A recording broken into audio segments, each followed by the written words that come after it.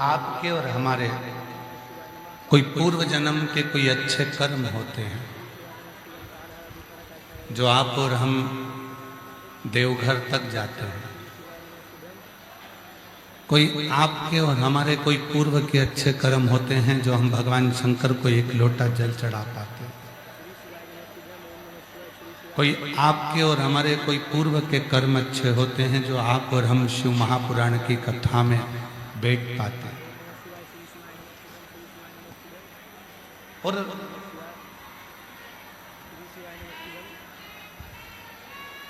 किसी का संग यदि रहता है तो वो थोड़े समय का रहता है। एक प्रैक्टिकल कर कर देखिएगा, आपके जीवन में भी हुआ होगा। उस प्रैक्टिकल को तो आप लोगों ने भी करा होगा कि जब व्यक्ति बीमार होता है,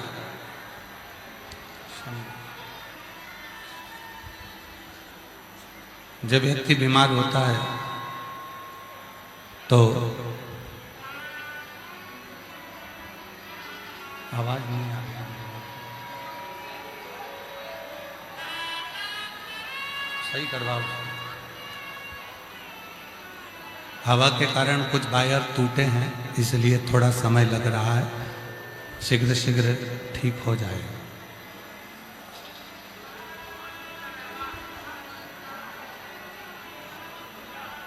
जब व्यक्ति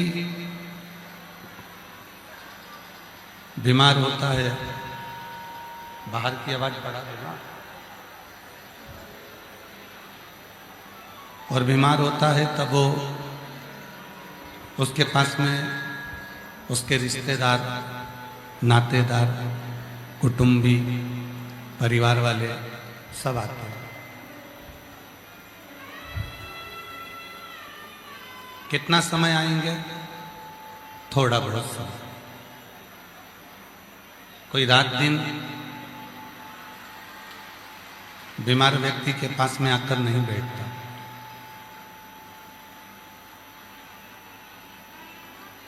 कोई रात दिन बीमार वाले व्यक्ति के पास में जाकर नहीं बैठता।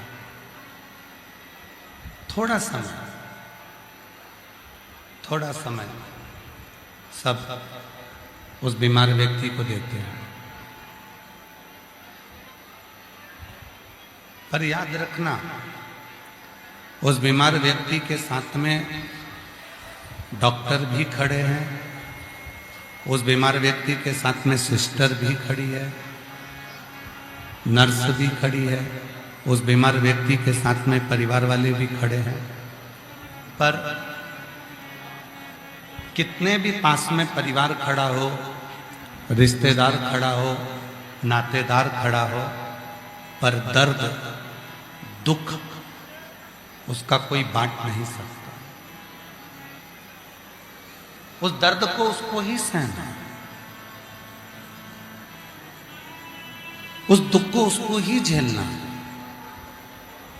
उस कष्ट को उसको ही पाना। सब खड़े जरूर हैं, पास में आकर खड़े भी हो जाएंगे, पास में आकर रुक भी जाएंगे, परंतु उसके दुख को, उसकी तकलीफ को, उसके कष्ट को कोई काट नहीं सकेगा। उसके दुख को, उसकी तकलीफ को, उसके कष्ट को तो उसको खुद को ही झेलना। उसी तरह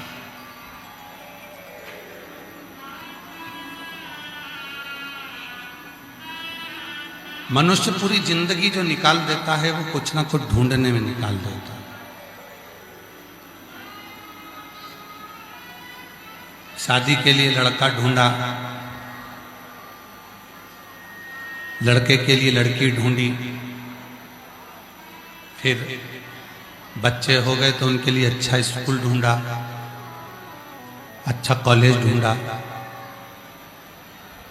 फिर वापिस मकान ढूंढा, घर ढूंढा, कपड़े ढूंढे, रकम ढूंढी, दुकान पर गए तो चप्पल जूता भी ढूंढा, अपने नाप का, अपनी पसंद का। ऐसे ढूंढते ढूंढते पूरी जिंदगी निकल गई।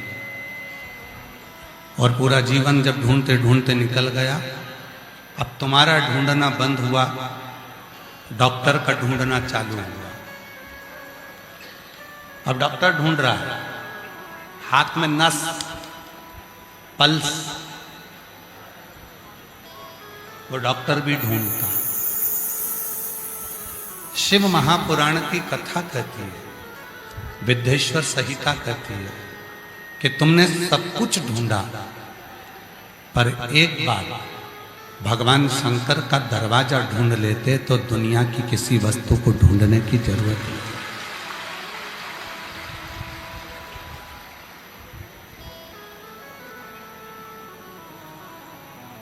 आपने भी ढूंढा, हमने भी ढूंढा, सबने ढूंढा। दुनिया के सारे सुख को ढूंढने में अपनी पूरी जिंदगी को बर्बाद कर दिया, पर उस ईश्वर को नहीं देखता, उस परमात्मा को नहीं ढूंढता। महाराज, गाड़ी खरीदना कठिन नहीं है। आज के जमाने में तो बहुत सारी कंपनियां चल रही हैं, लोन देती हैं, गाड़ी खरीद लो। मोबाइल खरीदना भी कठिन नहीं है, आजकल बहुत सारी कंपनियां हैं जो मोबाइल पर भी लोन देती हैं। मकान खरीदना भी कठिन नहीं है, बहुत सारी बैंकें हैं जो लोन देती हैं। गाड़ी खरीदना कठिन नहीं है, मोबाइल खरीदना कठिन नहीं है, मकान, बंगला, जमीन, फैक्ट्री खरीदना कठिन नहीं है। बैंक से लोन लो और ले। फिर कठिन क्या है? तो शिव महापुराण की कथा कहती है कि गाड़ी खरीदना कठिन नहीं है, पर गाड़ी को संभालना कठिन। मोबाइल खरीदना कठिन नहीं है, पर मोबाइल को संभालना कठिन है। मकान खरीदना कठिन नहीं है, पर उस मकान को संभालना कठिन है। उसी तरह मंदिर जाना कठिन नहीं है, पर मंदिर का जो शिव है उस पर विश्वास करना बहुत कठिन है। उस पर भरोसा, दृढ़ी, अपने भरोसे को संभालना, अपने विश्वास को दृढ़ी करना, अपने भरोसे को प्रबल करना, ये कठिन। मैं आ तो गया हूं मगर जानता हूं, मैं आ तो गया हूं मगर जानता हूं, तेरे दर पे आने के काबिल नहीं, मैं आ तो गया हूँ मगर जानता हूँ। शिव के दरवाजे जाना कठिन नहीं है, पर सबसे कठिन है अपने भरोसे को, अपने विश्वास को दृढ़ बनाना, प्रबल बनाना।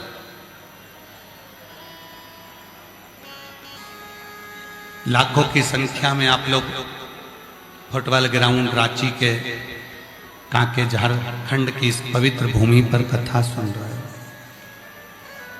आज इतनी भीड़ है, भक्तों का इतना सैलाब है कि हम भी ट्रैफिक में फंस गए थे, तो बड़ी मुश्किल से निकल कर यहाँ तक आए। पूरी झारखंड और रांची को प्रणाम करते हैं, आप लोगों के प्रेम को प्रणाम करते हैं, जिनके दिल में शिव बसा हुआ, हृदय में शंकर बसा।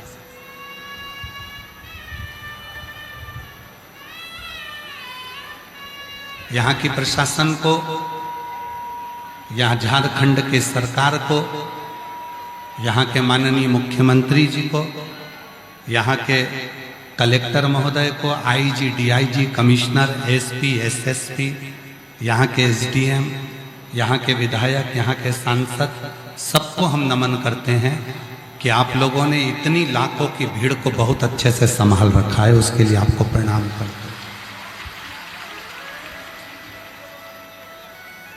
मैं झारखंड सरकार को भी नमन करता हूं, झारखंड सरकार को भी धन्यवाद देता हूं,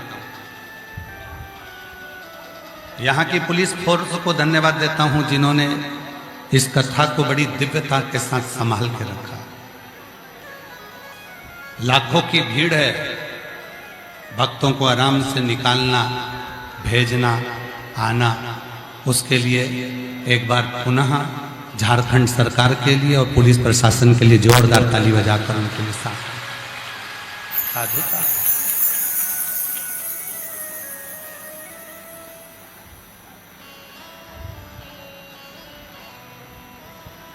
शिव मंदिर जाना कठिन नहीं है, कथा में जाना कठिन नहीं है,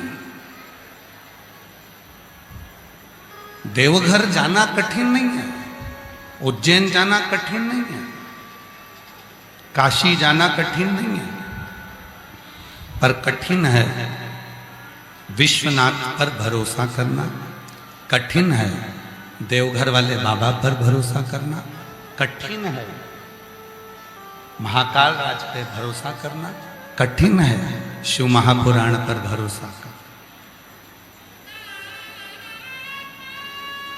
मोबाइल खरीदना कठिन नहीं है, पर मोबाइल को संभालना कठिन है। अपने भरोसे को, अपने विश्वास को संभालना, अपने भरोसे को, अपने विश्वास को दृढ़ करना, ये कठिन।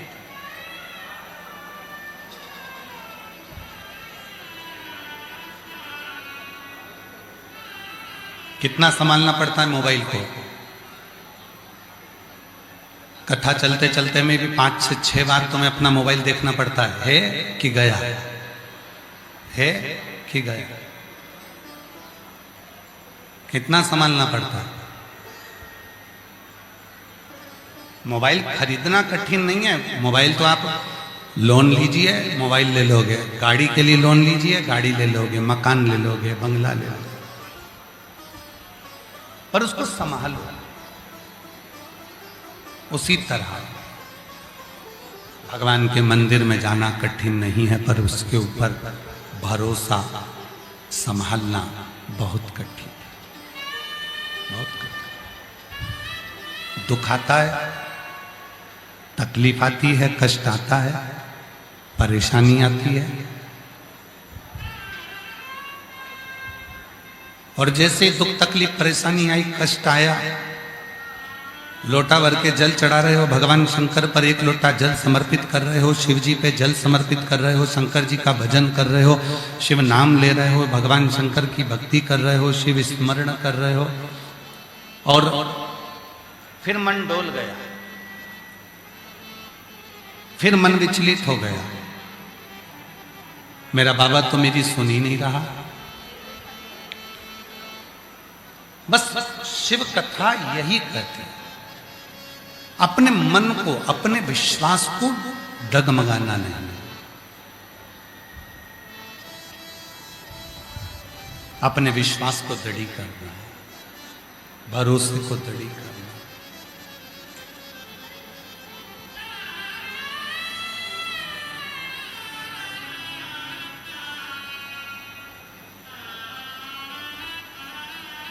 और जिस समय पर हमारा विश्वास, जिस समय पर हमारा भरोसा दृढ़ हो जाता है, उस समय पर फिर हम भटकते नहीं। एक व्रत है, जिस व्रत को पुराणों में छुपा कर रख दिया, जिस व्रत को किसी ने प्रकट नहीं करा, और उस व्रत को प्रकट किया तो शिव महापुराण ने प्रकट किया। कौन सा व्रत? जम के बोलो, पशुपति नाथ का व्रत।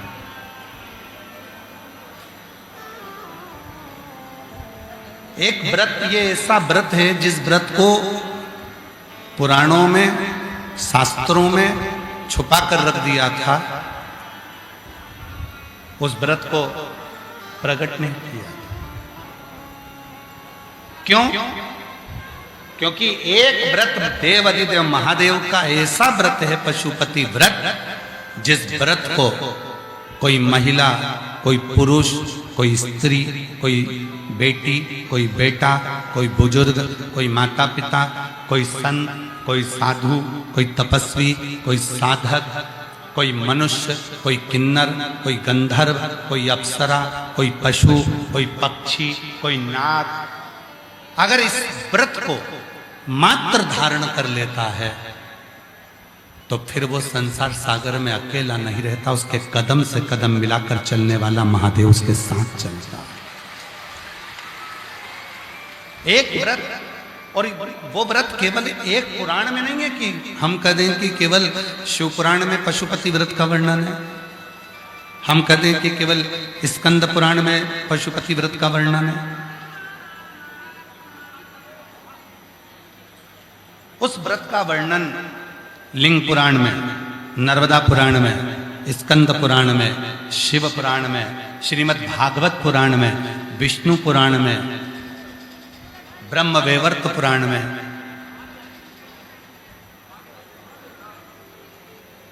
कूर्म पुराण में, नारद पुराण में पशुपति व्रत का वर्णन है। पशुपति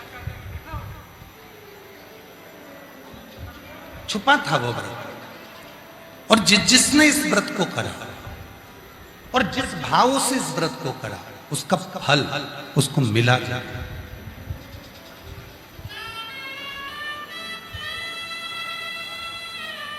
एक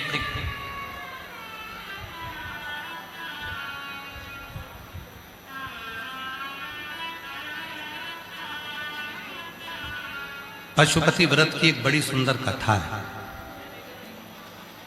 झारखंड की भूमि पर यह कथा स्मरण में आई है। लिंग पुराण के अध्याय नंबर 8 से पृष्ठ संख्या 611 से इस कथा को लिया और बड़ी सुंदर शिव पशुपति व्रत की कथा है, बहुत सुंदर। पशुपतिनाथ की बड़ी सुंदर कथा। त्रेता में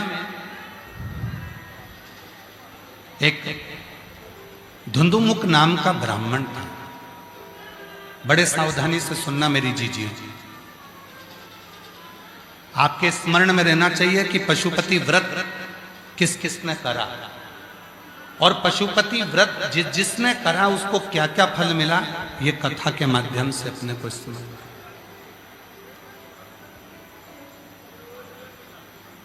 आप में से कितनी जीजियां हैं, कितने जीजा हैं जिन्होंने पशुपति व्रत करा? हाथ उठाओ जरा। सबने करा है? रखिए रखिए, धन्यवाद आपको, प्रणाम, नमन। त्रेता युग में एक धुंधुमुख नाम का एक ब्राह्मण था और वो धुंधुमुख ब्राह्मण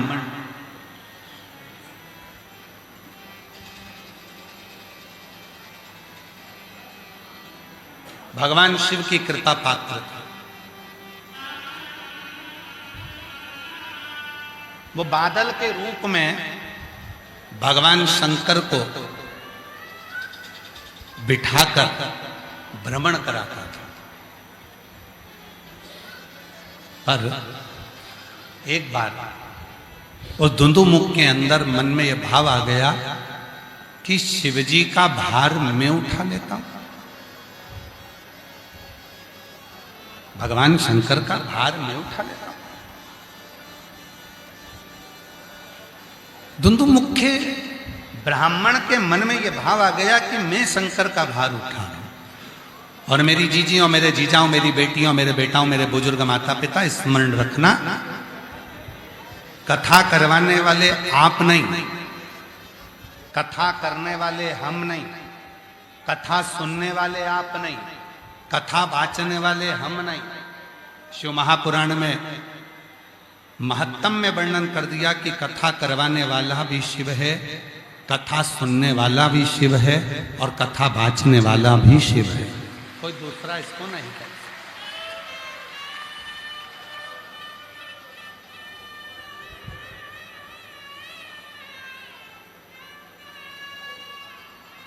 देवघर कौन कौन गया है? हाथ उठाओ जरा सब। गए हो सब लोग? रखो, प्रणाम प्रणाम।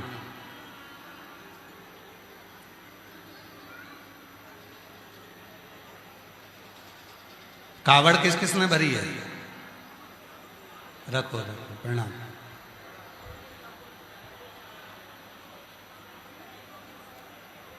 कावड़ को प्रणाम कर कर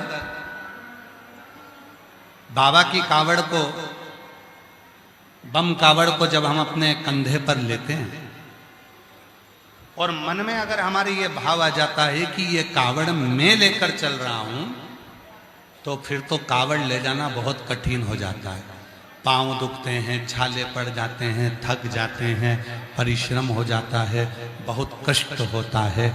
पर जब तुमने ये सोच लिया कि ये कावड़ मैं लेकर नहीं जा रहा हूं, ये कावड़ ले जाने वाला मैं नहीं हूं, ये कावड़ ले जाने वाला मैं नहीं हूं, जब तुम्हारे मन में आ गया कि यह कावड़ ले जाने वाला तो मेरा स्वयं देव अधिदेव महादेव है और महादेव ही लेकर जा रहा है, तो वो कावड़ चल, फिर कावड़ ले जाने में दिक्कत नहीं है। हमारे सीहोर में कुबरेश्वर बाबा की कावड़ केवल 11 किलोमीटर की जाती है। अब आप में से कई लोग तो ऐसे हैं कि रांची में 5-10 किलोमीटर तो पैदल ही चल लेते हैं, 2-5 किलोमीटर तो सुबह मॉर्निंग वॉक में 4-5 किलोमीटर चल लेते हैं, 6-7 किलोमीटर तक लोग सुबह सुबह मॉर्निंग वॉक में चल लेते हैं।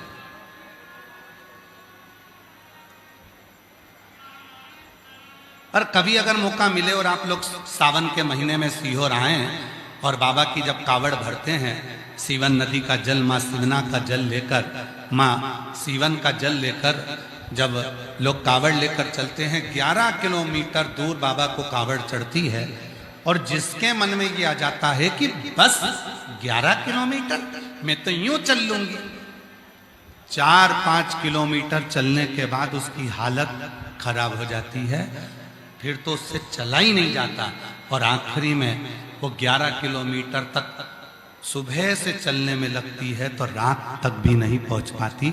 और जिसने सोचा ये कावड़ मैंने नहीं उठाई है, 11 किलोमीटर भी अगर चलाएगा तो मेरा बाबा चलाएगा, बाबा पर भरोसा कर कर जो चल लेता है तो वो पार कर जाता है, वो पार।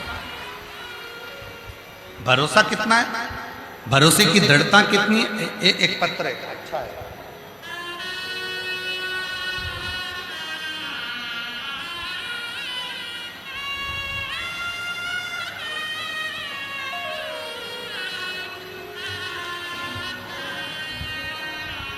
भरोसा देखिए, इन पत्रों के माध्यम से भरोसा देखिए। सुनंदा वर्णवाल, मैं रांची की रहने वाली, कहीं बैठी हो, सुनंदा वर्णवाल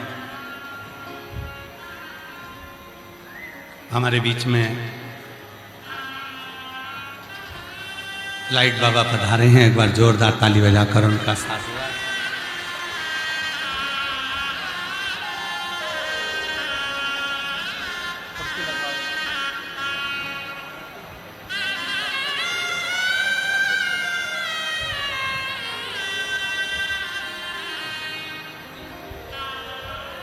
एक बार जोरदार ताली बजाकर बाबा के लिए साथ।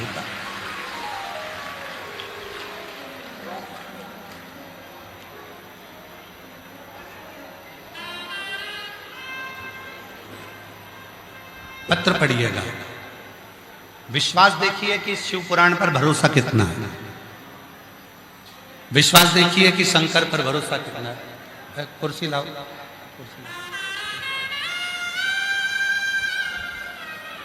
शिव पर भरोसा कितना हो गया।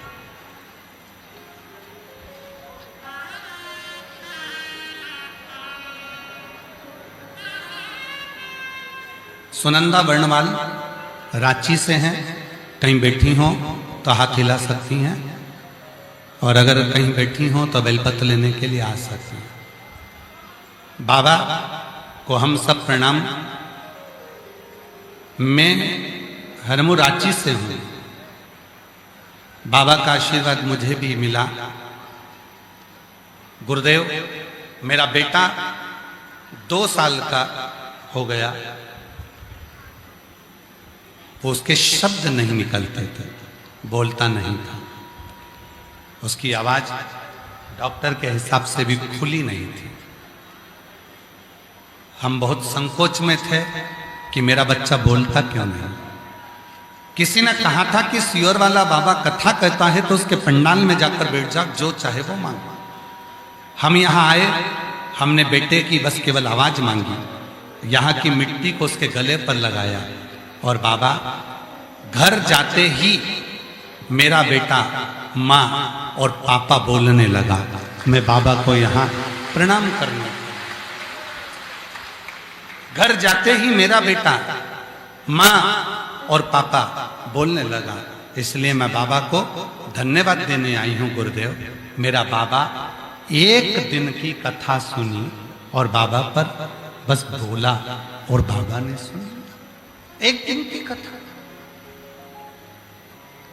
जो जैसी भावना लाया वो वैसा ही फल पाया, नहीं खाली उसे लौटाया, वो मन ही मन हर्षाया, और कर दिया माला माल काशी वाले ने, लुटा दिया भंडार काशी वाले ने, ओ कर दिया माला माल काशी वाले ने, लुटा दिया भंडार काशी वाले ने, लुटा दिया भंडार काशी वाले ने, लुटा दिया भंडार काशी वाले ने, ओ कर दिया माला माल काशी वाले ने, लुटा दिया भंडार काशी वाले। आप जिस भाव से यहाँ आए, आप जिस भावना से यहाँ पहुंचे, आप जिस भरोसे से यहाँ पहुंचे, आप जिस विश्वास से यहाँ पहुंचे, उस विश्वास को संभाल कर रखना, उस भरोसे को संभाल कर रखना। तुम्हारा वो विश्वास, तुम्हारा वो भरोसा टूटने वाला नहीं है। मेरा शिव, तुमने जो मांगा है वो 3 महीने के अंदर मेरा बाबा देगा जरूर, ये निश्चित।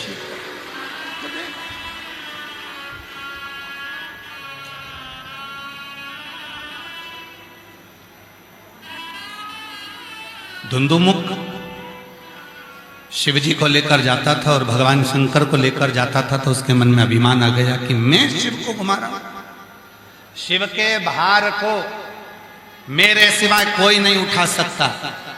ये धुंधुमुख के मन में भाव आ गया। धुंधुमुख के मन में ये भाव प्रकट हो गया। और भोलेनाथ तो भोलेनाथ है। आज बाबा ने अपना, जैसे लंकापति रावण के मन में आ गया था कि मैं शंकर को उठा सकता हूं, कैलाश उठा सकता हूं, शिव जी ने अपने पांव का अंगूठा थोड़ा सा नीचे करा और कैलाश हिला तक नहीं, हाथ दब गया। लंका के राजा रावण का चीख पड़ा, चिल्ला दिया, रोने लगा, गर्जना करने लगा, शिव शिव शिव शिव पुकार उठा।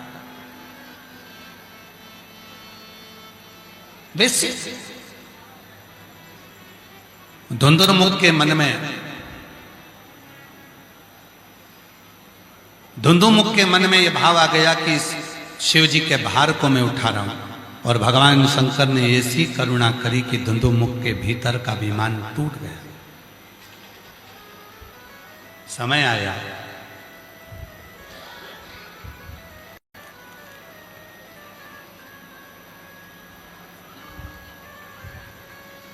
धुंधुमुख अभिमान से परे होकर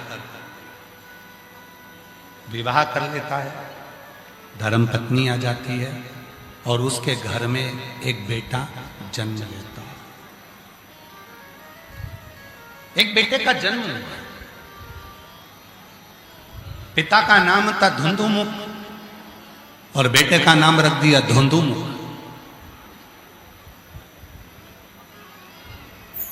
बेटा धुंधुमुख का जन्म हुआ।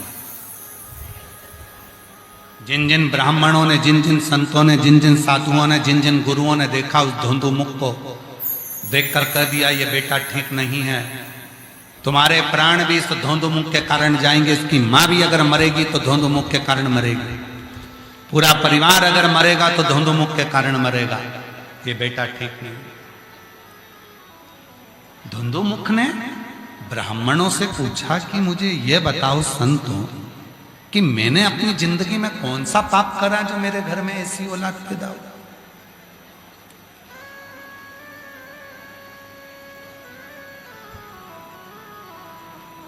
मैंने पाप कौन सा किया है इसे? मैंने कौन सा कर्म ऐसा कर दिया? महाराज, कई लोगों की आदत रहती है अखबार खोलते हैं उसमें राशि फल पढ़ते हैं, टीवी खोलते हैं तो उसमें भी राशि फल देखते हैं, मेरी राशि कैसी है।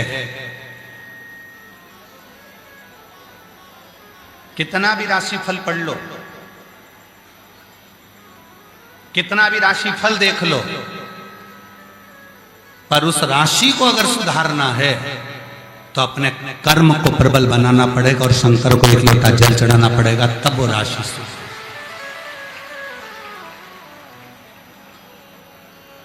हमारे एक परिचित थे, वो राशि फल बहुत देखते थे, बहुत। तो परंतु वो जब तक कुंवारे थे तब तक राशि फल देखे, और कुंवारे से जब वो शादी हो गई ना तो फिर उन्हें राशि फल देखना बंद कर दिया। तो हम उनको हमेशा कहते थे कि कुंवारे हो जब तक तो तुम राशि फल देख लोगे, पर शादी होने के बाद तो बीवी का मुख देखकर समझोगे कि राशि सही चल रही है कि गड़बड़ चल रही है।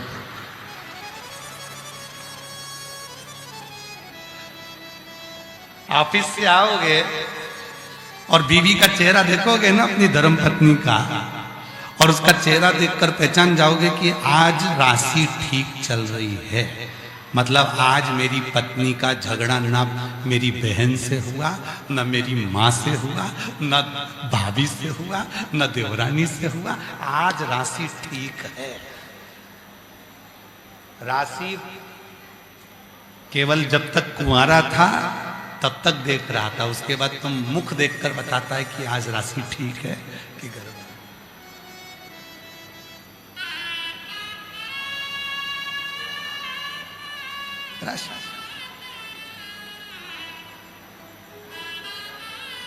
प्रभु आपकी कृपा से सब काम। श्रेष्ठता कब है? राशि फल आपने पढ़ा, राशि फल आपने टीवी पर देखा, सुना। राशि कब काम करती है? जब आप मेहनत करते हैं। राशि कब काम करेगी? जब आपका कर्म प्रधान हो, जब आपने भगवान देवाधिदेव महादेव पर पूर्ण भरोसा कर कर अपने कर्म को अपनी लगनता के साथ किया तो वो राशि काम करती है। आज श्री शिवाला सेवा समिति रांची,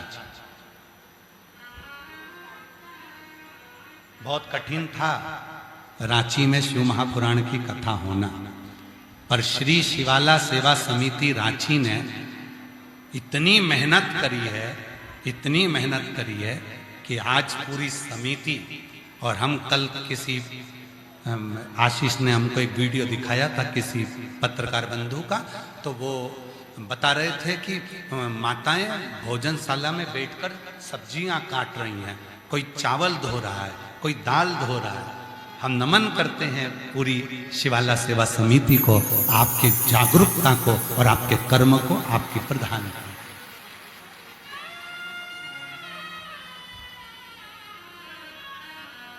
और जो सब्जियां धो रही थी, जो सब्जियां काट रही थी, उनका जो वीडियो देखा तो उसमें एक भी मेरी जीजी ऐसी नहीं दिख रही थी कि किसी के घर में धन की कमी हो। सब अच्छे अच्छे घर की मेरी जीजियां, मेरे जीजा, जिनके घर में भी नौकर काम करते होंगे, सेवक लगे होंगे, झाड़ू पोछा वाले भी लगे होंगे, और वो भंडारे में सब्जी काटकर, दाल धोकर, चावल धोकर सेवा में लगे होंगे। ये है हमारा झारखंड, इसको कहते हैं रांची, इसको कहते हैं रांची, जहां समर्पण का भाव, जहां एक दूसरे के समर्पित का भाव, प्रेम का भाव।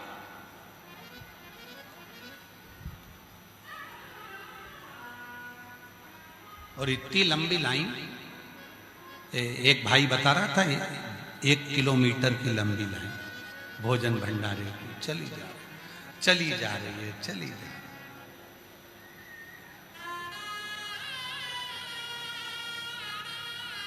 किसी ने पूछा क्यों तुम्हें भंडारा खाना जरूरी है क्या? तो कहा बाबा का प्रसाद है, मैं तो पाऊंगा। प्रेम है।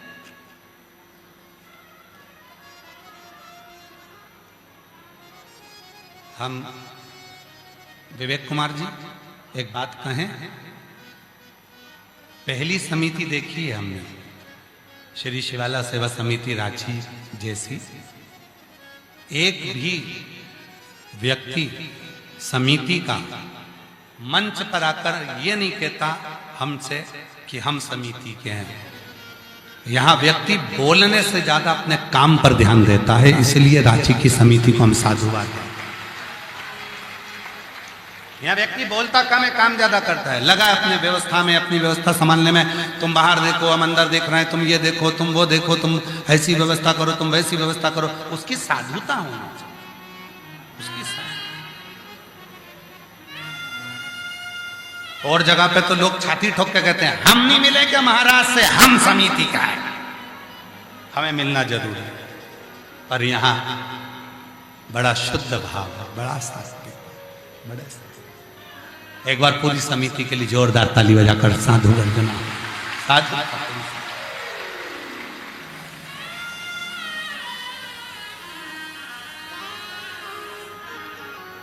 और प्रभु आपकी कृपा से सब करते हो भोले बाबा, मेरा नाम हो रहा है। करते हो भोले बाबा, मेरा नाम हो रहा है। भोले आपकी कृपा से सब काम हो रहा है। भोले आपकी कृपा से सब काम हो रहा है। धुंधुरमुख के घर में एक बेटे का जन्म हुआ। धुंधुरमुख को लगा कि मैंने अपनी जिंदगी में कौन सा पाप करा जो मेरे घर में ऐसा बेटा जन्म दिया।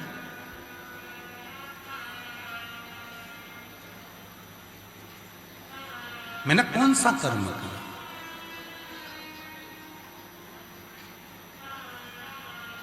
महाराज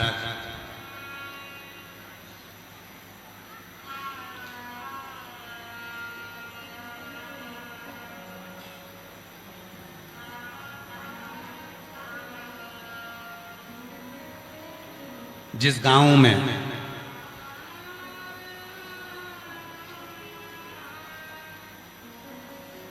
पानी की कमी होती है,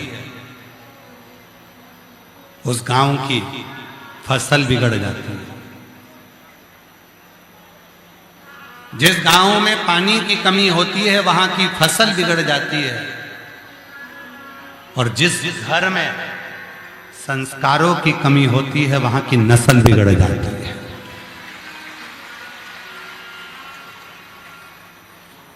नस्ल को संभालने के लिए, परिवार को संभालने के लिए, बच्चों को संभालने के लिए, कुटुंब को संभालने के लिए अपने अच्छे संस्कार देना चाहिए। बहुत जरूरी, वरना आज का जमाना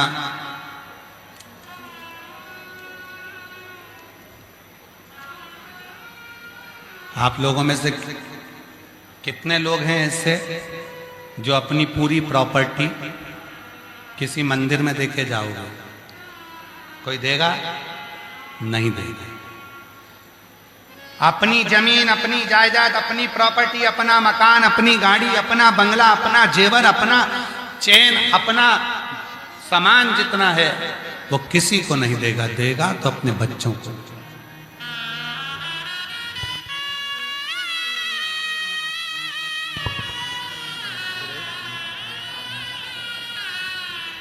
हमारे बीच में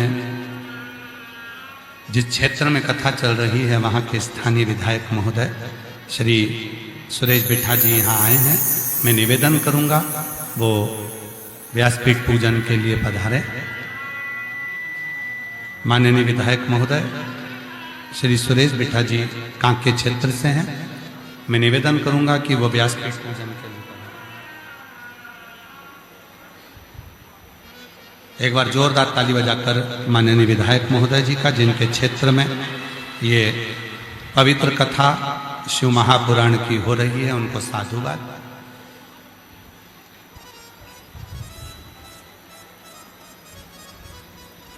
शिव तत्व कह रहा है, भगवान शंकर का चरित्र कह रहा है, शिव महापुराण की कथा कह रहा है, शिव चरित्र कह रहा है।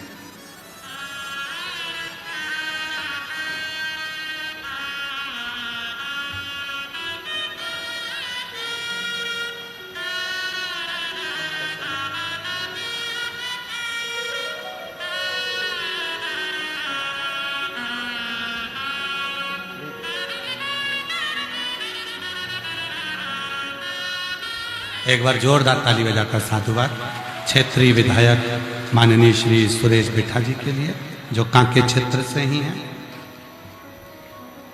शिव कथा कर रही है। जमीन दोगे तो अपने बेटों को दोगे, प्रॉपर्टी दोगे तो अपने बेटों को दोगे,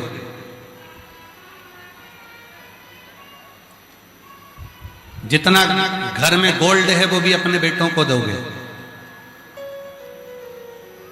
पाल पोस कर बड़ा करा बेटों को, खूब अच्छे से रखा बेटों को, पर वही बेटा जिसको हमने सब कुछ देने का सोच लिया और वही चिल्लाकर बात करे, चिढ़कर बोले, गुस्से में बोले, अपशब्द बोले, तो ठीक लगेगा क्या? नहीं।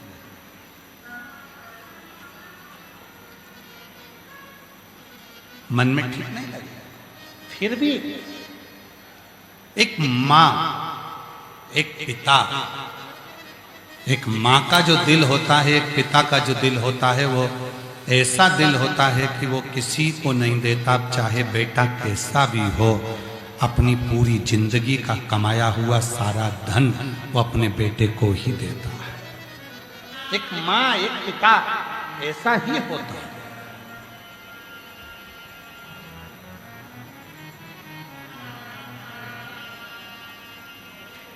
धुंधुमुख के मन में यह भाव आ गया कि मैंने कौन सा पाप करा जो मेरे बेटे आज इतना, सारे संत ऋषि गुरुजन कह रहे हैं कि तुम्हारा बेटा ठीक नहीं है, ये तुम्हें बर्बाद कर देगा, ये तुम्हें नष्ट कर देगा।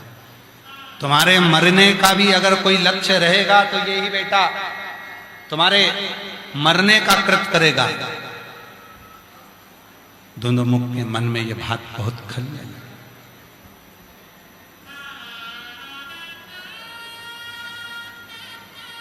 एक ऋषि के पास गए, गुरुजी मुझे बताओ मैंने कौन सा पाप करा जो मेरे ये बेटा धुंधुमुख जो हुआ है ये हमारे मरने का भी कारण बनेगा? तब ऋषिवर ने कहा, एक पाप तुम्हारी जिंदगी में हो गया। एक शिव का भक्त रोज शिवालय जाता था, तुम्हारे पूर्व के जन्म में तुम उसके शिवालय जाने पर उसको ताना दिया करते थे, गाली दिया करते थे अपशब्द किया करते थे, ताना देते थे, गाली देते थे, अपशब्द कहते थे। जीजियों, पहले भी कथा में कहा, फिर कह